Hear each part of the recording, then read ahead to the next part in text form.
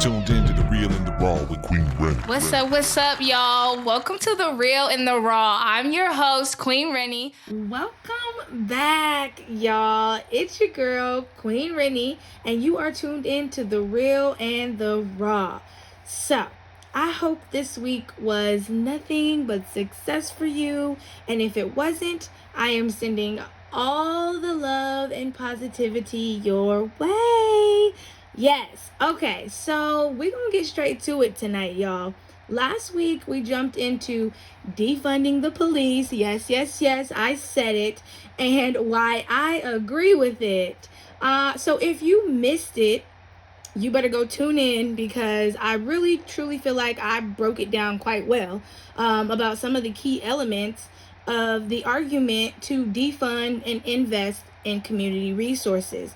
So I don't know how y'all feel about it, but if you ever had any questions or you weren't sure what people meant by defunding the police, I would advise you, not to toot my own horn, but I would advise you to go check out episode 3, where I talk about it and I also give a source. I only give one source because I like to encourage people to do their own resource.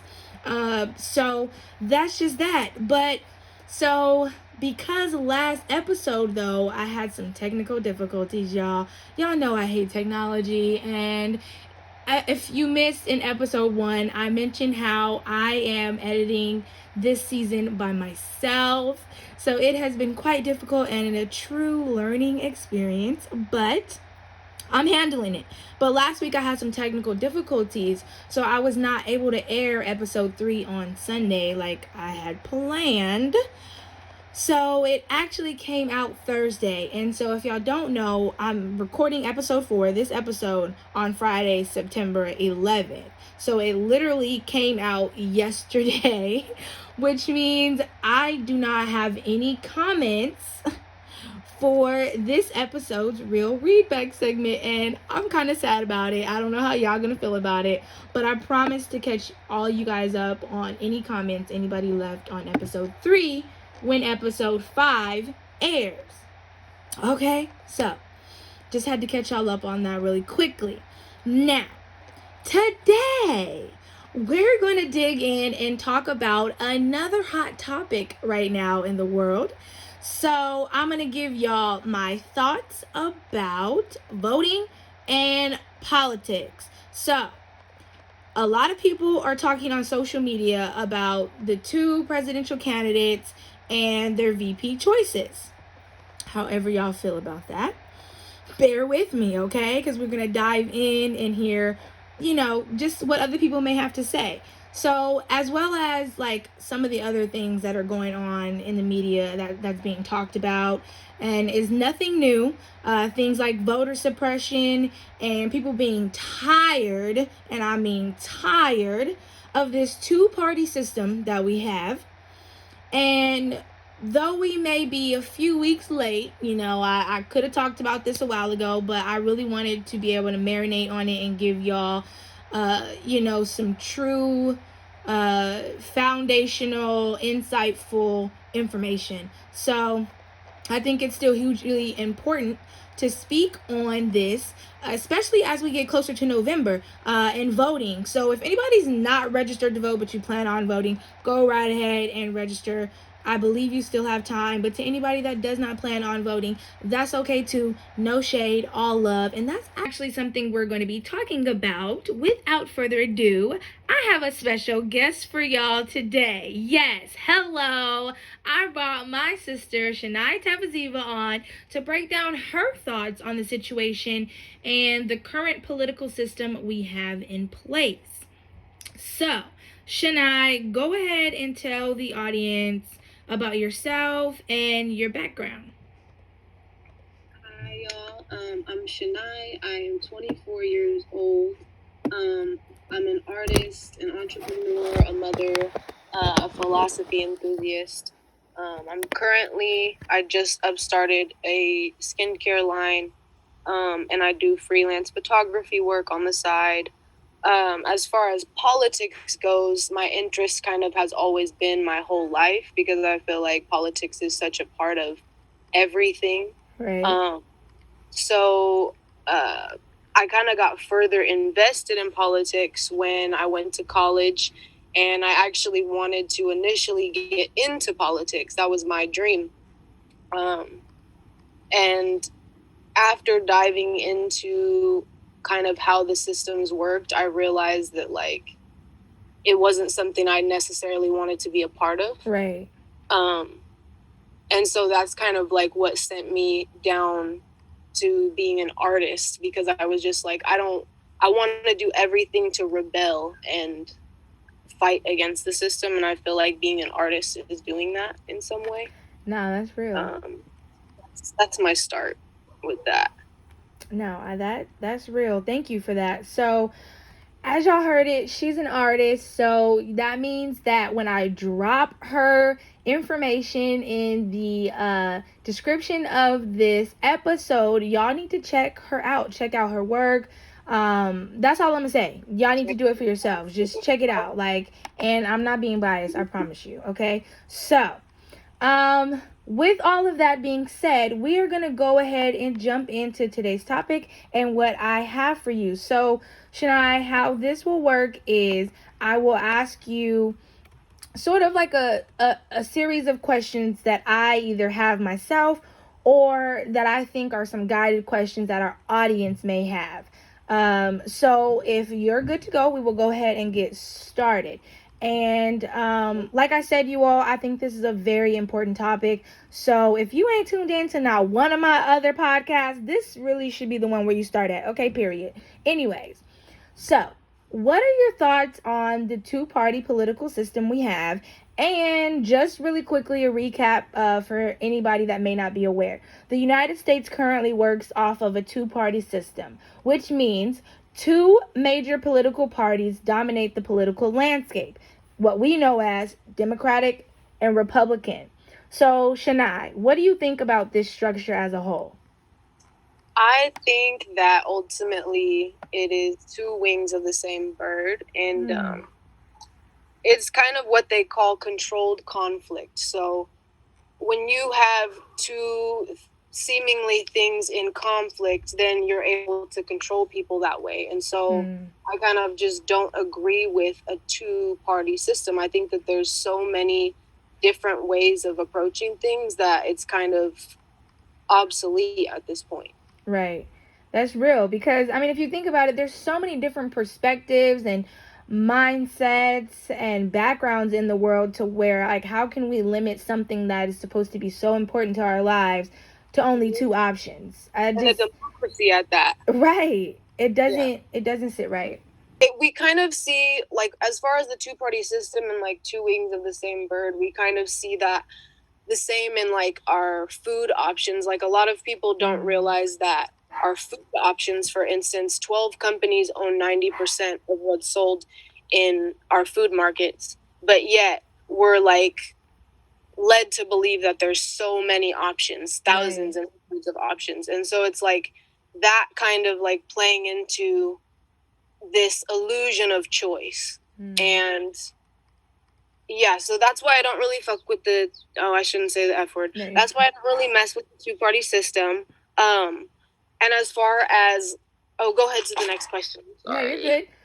No, I agree. I think that there, especially when I think I said this on the last episode, is that I feel like anytime the media or anything, the government has their hands on anything, there's going to be some sort of deception. And I think that plays right into this illusion, like you're saying, about the limitation of only two options in life, when we all should know, if we're not thinking within that small bubble, that that's just not true. Which leads me to feel like there's only two options, you know, like it's wrong. Yeah.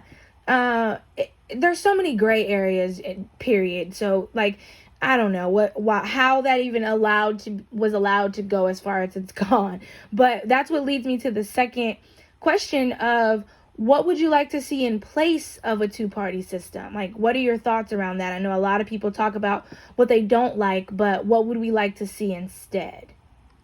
I think that I would like to see definitely a lot more, like you talked about in your past episode of like community outreach and people being like more involved in their communities and willing to even just have these conversations, Right. you know, like stepping out of their comfort zones and kind of finding that power within. Right. Because I feel like that, and that goes back to my spirituality or me being a very spiritual person. It's like so much of what's going on is like people not realizing their power. And I think if we individually do, that kind of transcends like what's going on. Yeah. So yeah, I think on a deeper level, like the more important thing, not that I judge anyone for voting or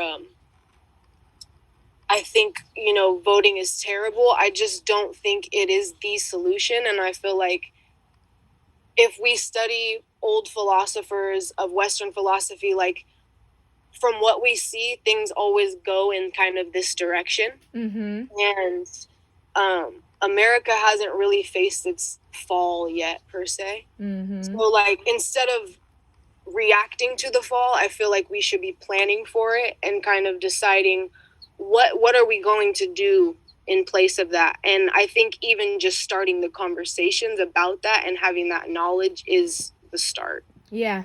No, I totally agree. I think people have to, one, like you said, open themselves up to the conversation. And it's going to be an uncomfortable, hard conversation. But I think the overall outcome it has so much potential good for everyone and not for limited peoples or whatever you want to call it. And so I think that once we begin having the conversation, it's the preparedness, like you said. So I agree. I think, you know, people call it thinking radical, but it's really not even thinking radical. It's just thinking real and recognizing that everything we've tried in the past has not worked for the mass majority of people. And at some point we have to recognize that, like, it's up to us to overthrow it, or, like I've been saying, instead of trying to fight to make the system work for us, we just we walk away and build our own. Exactly. We create, you know, stop trying to sit at their table, go build our own table to where now we have full control over what happens here and how we're treated and what have you. So I don't know, but that's just how I think about that. So long, like I've just in my whole life I've watched is like we're constantly trying to validate ourselves to a white world, and like Yes. I'm just not for it anymore. At like all. I'm over it 100%. At So all. And I know that none of these politicians are looking out for me. That part. So that part, like, if the Constitution ain't even looking out for me, what makes me think anybody that works within it is either? Like, no. So exactly, no. That which leads me to also the thought of, you know, how do you think about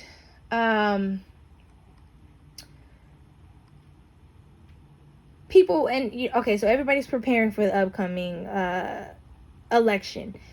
Are there certain things, if people are in the mindset of, okay, I am voting for whatever reasons, and like we both said, no shade to anybody that's voting, you know, do what you feel is best for you in your situation at all times. But if you are the person that's considering voting, what do you think some things that people need to be aware of and prepared for about this upcoming election? Like, how, if you were to vote, how would you prepare for it? Definitely know the props that are getting presented. Like, to me, if I was voting, the more important things would be locals, would be closer you get to the community, the better. So, like, actually studying the people who are trying to run your community is way more important than the president, to be honest. In my So I would suggest that people just, look into their local leaders, look into their local activists, look into the things that the kind of bills that are being presented. Like those things are highly, highly, highly more important than Trump right now, because I don't give a fuck about him. Yeah. Like, and to me, it falls into that deception that we were talking about earlier of thinking that, you know, we can't sit out. We have to participate. Like, you know, the whole saying of, oh, your ancestors died, especially for black people. Your ancestors died for this. You have to go and vote. Like, no, you have to decide what's right for you. But if you are going to vote, you need to be educated. And I think, like you're saying, the local is more important because that's what's going to directly affect you. And a part of that deception is the thought process that what's more important is who's your president, which no, what directly affects your everyday lives, like you said, are these bills, these measures, who your local, like who your city council is, who your board of supervisors is, who your school board members are, who your mayor is, like who your, what do they call it, your state representative, like all of those things you need to be aware of at all times because those are the people who you call immediately when you sense an issue in your community. And if you don't know who they are, people aren't active like that either to be willing to call. So it's a difficult thing because it's like people want to be active at a reactionary point. Yes. And then it's like, but you didn't plan. Like, exactly. Regardless of if you're going to vote or if you're not going to vote or whatever, you need to have some type of consciousness about the world around you. And that's on period. Yeah. Like, don't just be out here acting aimlessly when there are lives at stake. And I think that's what leads me to, I think you had mentioned that people need to get to know their local activists. And me being a local activist, I wholeheartedly agree with that. I don't think anybody should back anybody, support anybody, show up for anybody that they don't believe in their work and what their goals are and their, you know what I mean, where their heart is. You have to get to know anybody that you plan on voting for, endorsing, marching behind, whatever it is. And you know, the more prepared you are, the better. Like, you know, in planning these types of protests, you know, you always hear people say, oh, well, what are protests going to do? You can't just protest. No, you're right. You can't just protest. You have to have a plan. You know, you can show, you do your action, your demonstration. Yeah, and then you have to show up and go have some conversations and start writing things down and moving things on paper also. So that leads me. Oh, go ahead. No, I was going to say that's why we need activists and that's why it's important actually for people to connect with activists because if you're not willing to do the work, at least you know someone is carrying the work that you know needs to be done. Right. So activists need support for sure. Hello, yes. Like I'm telling y'all, we need so much support because like if you think about it, the activists are the ones like on the ground like advocating for you every day, your community. So instead of being out here riding the coattails of these big name politicians who don't even know your story, get to know your local activists. And I'm telling you, like, some of them will move mountains for you. You just have no idea. So I don't know about y'all, but I need to sip some water. And like I said last episode, y'all better be drinking your water. Like, please don't be out here filling yourselves with coffee. And hello, tell them, please. Like, so we're going to take a quick break to sip our water, and we will be right back. You're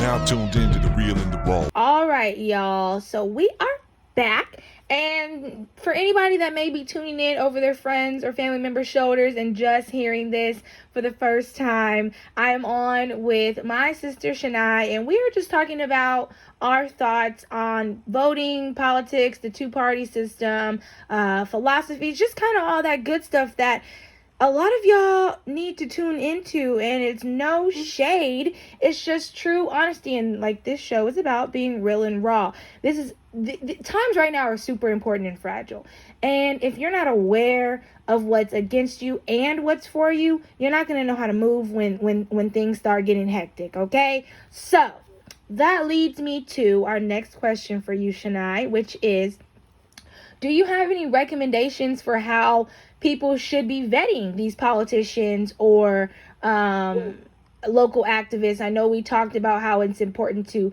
educate yourselves on them, but necessarily for anybody who doesn't know, how would they do that? How would they do that?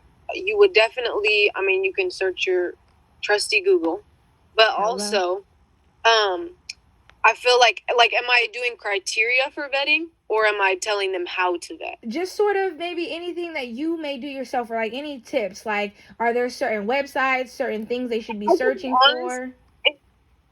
In my, I've given up on the political sphere, so so for me, vetting, I suppose, like, vetting would be, just looking up, okay, I live in California. What are all the California senators? Who's running?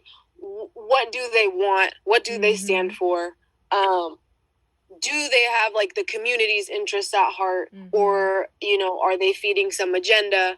Like, paying attention to all that is very important. Right. But, I don't really pay attention to any politicians, so.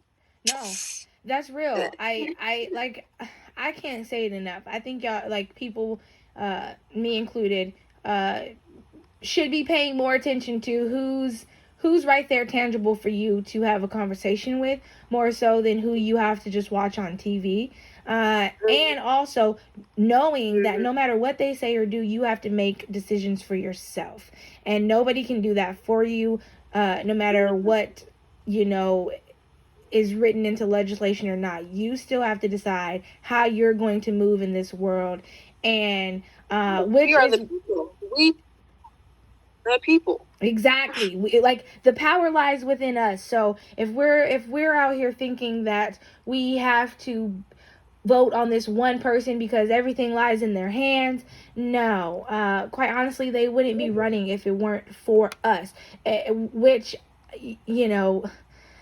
leads me to the next question, which I have some pretty strong feelings about, but I want you to share yours first on this next one, which is, and then you can touch on this as much as you feel like expressing. Don't feel like you have to share it all, but, like, what are your personal thoughts on voting in this particular election, or voting in general? Voting in general, I'm 100% not against. I think voting could work. I think there's systems where voting works, but I don't think under this current political sphere that it's worthwhile. I think at this point, like, what we're seeing is, like, leaders being super power hungry, and it is going on the verge of tyranny. So, like, for me, I mean, there's just so many other areas where you could put your effort. Though I don't judge anyone for voting, I don't like that, like, people put a lot of pressure on people who don't vote, because I don't feel like just because you don't vote, it's passive. Like, it's a form of boycotting to me. So, agreed. And it's kind of, like, to me, showing the government that we know, Yeah, like, exactly. Like, we're not playing anymore. Like, we don't even bother voting because we already know what the fuck is up. Yeah. So for me, that's what not voting is. And I know that some people would perceive that as inactive, or like I'm not doing my ancestral duty or whatever. But, like, I genuinely believe that, okay, like, had my ancestors existed today, had Martin Luther King still been alive, like, would he be pushing voting right now? Right. Do I necessarily believe that if he saw how things played out, that he would agree with voting? I don't know about that. So I question that. And on top of that, it's like, people use Martin Luther King as an example, but they killed him. Hello? So, like, I don't know. And to that point, just on MLK, I saw it was their modern day memes for their time frame, but they used to make these little news snippets about him, like, trying to make him out to be some terrible guy, but now everybody wants to use him as this grand example of why we shouldn't be. Y'all are right. Why can't you be like Martin Luther? And it's like, but y'all killed the king. Hello, he was so peaceful, and y'all still killed him. So don't tell me how I shouldn't be out here knocking over a garbage can every now and then. Like, I don't want to hear it about your property. And then to your point, how I mentioned that I have strong thoughts on it. It's directly lined with your comment about the ancestral duty that people will throw about how you're, obviously, for anybody who doesn't know, we identify as African American, and Chenayi Well, actually, Chenayi, you're African and what else? White. African and white. Like she literally is from Africa. So also having that just true connection too to our actual ancestor land. I'm sure you get it a lot also, that comment of, oh, your ancestors died for your right to vote. And okay, here, look, let me really be real and raw with you guys and keep it 100. So yes, they did. And I'm very thankful for the fight that we put up to allow me to have the rights that I should have never not had to begin with, okay? Yes, I'm thankful that I now have the right to do as I please. Hello. Well, anyway, so we please, right? But here's my thoughts on this. I believe that my ancestors fought, died, what have you, for the right for me to choose, have a choice. Before, we didn't have a choice. All we had was what massa and the government allowed of us.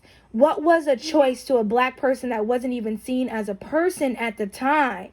My ancestors fought and died proudly, and I speak proudly and stand proudly on the fact that I have now have the right to vote and live in my freedoms because of them. But in me having a choice, and in me choosing not to vote or to vote, I am exactly carrying out the duties that they fought so hard for me to have, which was the right to choose, the right to do or not to do. So don't try to guilt trip me into this notion that I'm not doing them justice by not voting, because I don't plan on voting in this election. I don't know. I won't speak on what's to come, but at least presidentially, I'm not voting. And I don't want to hear your guilt trip on it, because I think I'm doing my ancestors proud by acting on the right and the choice that they died for me to have. And like you said, Chenayi, at the end of the day, these politicians ain't for us in the first place. They're not. And the system was not built for Black people. So it's like, by participating, I feel like on some level I'm upholding it. Like, yeah. I don't want to. So yeah, almost in a sense that's my thoughts on it. Yeah, almost in a sense like we're being laughed at for wanting so badly to participate in a system that was never built for nor wanted us in it in the first place. It's like they're laughing like ha ha ha. Yeah, like they're trying to whip us. Well, I feel like they're trying to whip us to vote or participate, and it's like, I have the choice. Yeah. Damn it. Yeah. To not or to. It's an illusion, like you said. Like, oh man, which also, brings up the point of like, which we touched on briefly, but I want to see if you have more to like really dive into, like why it's and how it's so important to vote locally compared to presidential, or why it's better to just know your local activists, your local people who are making moves, or be that person yourself within your community. Why is local more important these days, or just in general, really? I think that just paying attention to your community is so important, because at the end of the day, y'all are the people in the predicament together. So, it's like creating a family. Like, I just feel like on some level, knowing who your community leaders are and things like that, and being in touch with them, just creates like a rapport where you can make requests and you can have those conversations. Yes. But like, if we're so separate from the politicians in some regard, like, I think each person plays their role, because like, I don't feel like I'm meant to vote, but I do believe there's people who are meant to vote and be participating way right now. Yeah. I think it's like all of our activism matters. Yes. But yeah, I just think that overall, getting in touch with community leaders and knowing and having like a close relationship with them is important to just building community, period. Yeah, because I mean, that's just on that. Like, it's literally, period. Simple. It's like, we just need to focus on each other, versus putting our focuses on these like celebrities or people in power, or like, it's all just a facade to keep us distracted from caring about one another. Yes, like, why do I need to elect this one person to come on TV and say what the whole country's gonna do? Why can't we Right. all just, like, decide that we're all just gonna be one community that comes up with what, like, I want a whole compound, like, and like, you know what I mean? Like, a compound is in, like, my family out somewhere, like, making our own decisions, working for the Yeah. Or community, like, like concepts of foodscaping, like that I seen the other day. It's like gardening. Like right now, they just made it illegal in California to garden in your yard, what? and it's like that's insane. That's actually insane. Like people should not be We shouldn't, told that no. they can't grow their food. And like for me, a world where I would want to see is like people growing their food in their yard and sharing it Yes. amongst each other, and Yes. having trades and having like community be close Yes. like that. Yeah. In the day when there used to be block parties, like Man, I'm telling you, and it people makes would it makes close. no sense how comfortable we've gotten with being controlled.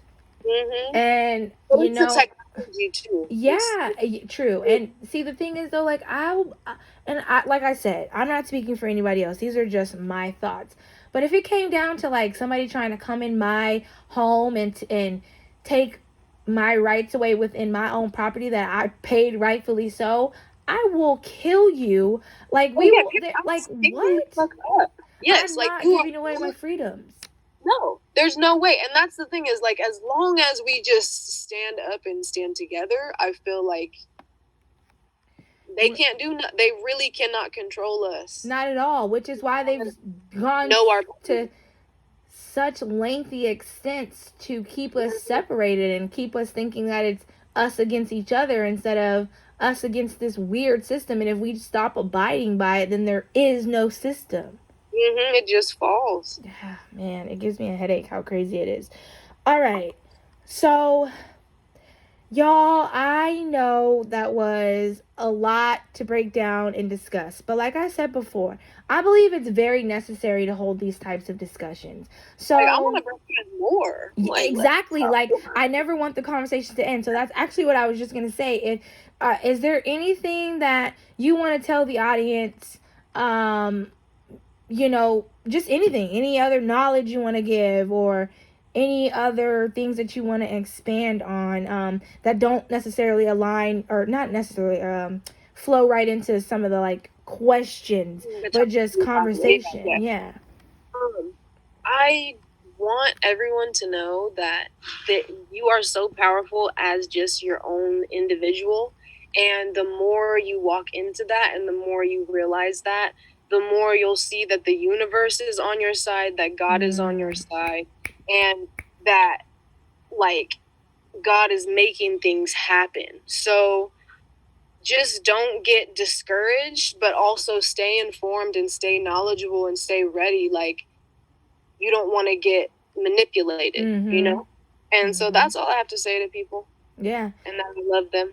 No, that's real, bruh. That's so real. So I want to thank you for coming on and being willing to share your knowledge, your thoughts with the audience. Do you want to tell them how they can keep up with you and your work? So that, like I said, y'all, she's a true artist, but also drops a lot of knowledge and communal information. So I don't know if you want to share any of your socials or anything like that. I have an Instagram. My Instagram is growth. That's 9 growth. And that's the only form of social media that I actually have. And from there you can access my website and all that. So perfect. And I will drop I'll actually put it in the description section of the podcast on YouTube, you guys, so you can you don't have no excuse to say you forgot or anything like that. And like she said, her website is attached to her Instagram. The link is in her bio. So you can check out all of her work and all of the products that she makes by hand. And if y'all follow me on Instagram, then if you've been wondering, like, who is this person? Why the skincare? It's like, for real, like, who's this person she's been plugging with this oil and the skincare? This is Chenayi. This is the person that you need to go to for the goods, okay? So, like I said, I just want to thank you. That oil really has my skin popping. It's crazy. No, like legit on fleek. Like, so y'all need to check out I talk about it in my story all the time on my Instagram, and I'll share my Instagram for anybody who doesn't already follow me in the description. But like I said, I just want to thank you for coming on. I love you. So I know that was another dope discussion, you guys. So let's keep this convo going during the next episode's Real Read Bag segment by diving into the comment section of our YouTube channel at Queen Renny Barnes, or by emailing us at real, the letter N, raw, QR at gmail.com for anything you want left anonymous to the audience. And here's what I want to know. What are your thoughts on the two-party system, our current candidates, and voting in general? Or do you have any questions for me or Chenayi on our thoughts about voting and the political system at hand? And we love controversy, so give it. Please, we literally love controversy. Like, y'all have no idea. Like, we could go on and on for this. Like, I plan to have her back on because this was not enough. Like, we need more. Like, we thrive on these types of conversations, which is why we encourage others to have them, because they can really help you build a new perspective. So subscribe to this podcast on Podbean at The Real and the Raw, or YouTube at Queen Renny Barnes. With all of that being said, y'all know what's about to happen. Let's wrap this episode up with a positive vibe. In the words of the late, great Sean E. Washington II and my big brother, close your eyes, take a deep breath, and reflect. It'll be all right. Most of the time, things work out fine if we just relax our minds. Catch us next time. Sending peace and love. Queen Renny out.